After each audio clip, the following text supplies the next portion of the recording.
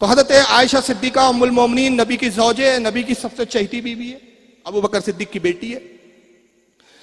تو انہوں نے کہا کہ قاتل کو ہمارے حوالے کرو یا قاتلوں سے بدلہ لو. علی نے کہا قاتل کے بارے میں کچھ تفصیل معلوم نہیں، متعین نہیں، پتہ نہیں کون قاتل ہے. جب تک تحقیق نہ ہو جائے بغیر کسی تحقیق کے کسی کو بھی قاتل سمجھ کے سزا دینا یہ جائز نہیں ہے.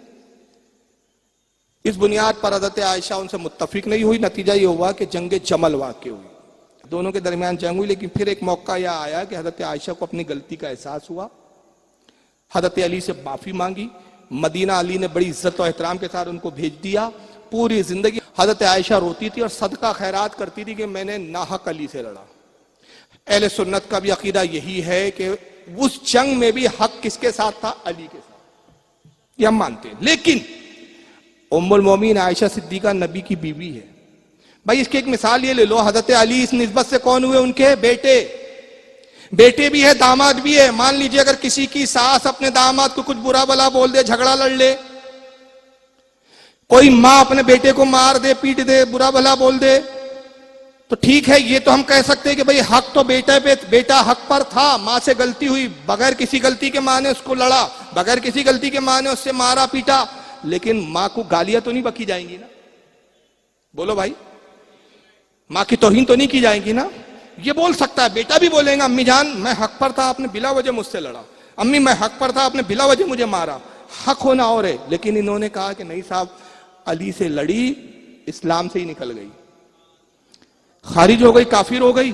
ہم نے کہا کیسے کافر ہوئی؟ بھئی حدیث میں تو یہ ہے کہ اللہ کے نبی نے فرمایا کہ اے عائشہ تم دنیا میں بھی میری بیوی ہو اور آخرت میں بھی میری بیوی ہو. تو نبی کے ساتھ جو بیوی جنت میں رہیں گی اس میں عائشہ بھی ہوں گی، تو جنتی کافر نہیں ہوتے. تو شیعوں نے اس کا بھی حل نکالا، سب کے جواب بنائے انہوں نے ریڈی میڈ، پورا مذہب ریڈی میڈ بنایا ہوا ہے، مینوفیکچرنگ ہوئی. کہا جناب وہ جنت میں تب رہیں گی نا جب حضور کی بیوی ہو. حضور کی بیوی نہیں ہے. کیوں نہیں ہے؟ اب ذرا سنیے، آپ ہی سنیے کہ وہ حضور کی بیوی جی نہیں رہی. کیوں نہیں رہی؟ یہ ان کے علامہ مولانا ہے جن کا نام ہے آصف رضا علوی، یہ کیا کہتے ہیں ذرا سنیے. یہ کتابوں میں بھی لکھا ہے ان کے. حالانکہ میں کتابوں سے بھی یہ بتا سکتا ہوں، لیکن میں کتابوں کو ابھی رکھ دیا ہے اس لیے کہ بہت سارے لوگ بولتے پتہ نہیں کس نے چھاپ دی، کیا چھاپ دی. تو بولتے وہ کو دیکھ لو بھائی، زندوں کو دیکھ لو جو موجود ہے، مرو کو چھوڑو، جو زندے ہیں ان کو دیکھو. تو آصف رضا علوی کیا کہتا ہے ذرا سنیے، وہ جنگ جمل کا قصہ سنا رہا ہے. اب جس جملے کے لیے دی پوری محنت کی ہے نا جی، جملہ نہیں پڑھنے لگا، میں دلیلوں کے سر کاٹنے لگا. ایک لمحے کے لیے کوٹ شاہاں اپنی سماعتیں مجھے ادھار دے دے، اگلے لمحے میں یوں اپنے آپ کو عرش پہ ہلکا محسوس کرو گے. یا جب محمد کی آواز آئی، دوبارہ آ کے خیمے میں بٹھایا گیا. علی خود اپنے بیٹوں کے ساتھ گفتگو کرنے کے لیے خیمے کے باہر آئے. علی نے فرمایا میں نے پہلے حسن کو بھیجا، پھر میں نے محمد بن ابی بکر کو بھیجا. میں نے بار بار کوشش کی کہ آپ واپس چلی جائیں، لیکن آپ نے اپنی نسبت کا خیال نہیں کیا. مجھے رسول کی نسبت بڑی عزیز تھی. انہوں نے خیمے کے اندر بیٹھے ہوئے کہا کاش علی تو میری نسبت کو سمجھ آتا، میں مدینے جا کے لوگوں کو بتاؤں گی تو نے رسول کی زوجہ کے ساتھ یہ سلوک کیا. اتنا کہنا تھا. علی نے خیمے کے باہر سے آواز دے کے کہا دوبارہ یہ فخر علی کے سامنے نہ کرنا، رسول کی زوجہ تھی ہے نہیں، تھی ہے نہیں. اتنا جملہ کہنا تو نے کہا کس طرح نسبت سے محروم کر سکتا ہے.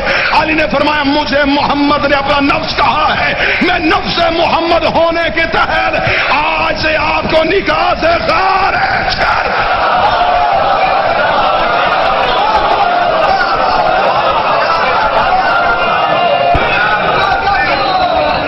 میں ہوں نفس پیغمبر، میں ہوں نفس اللہ.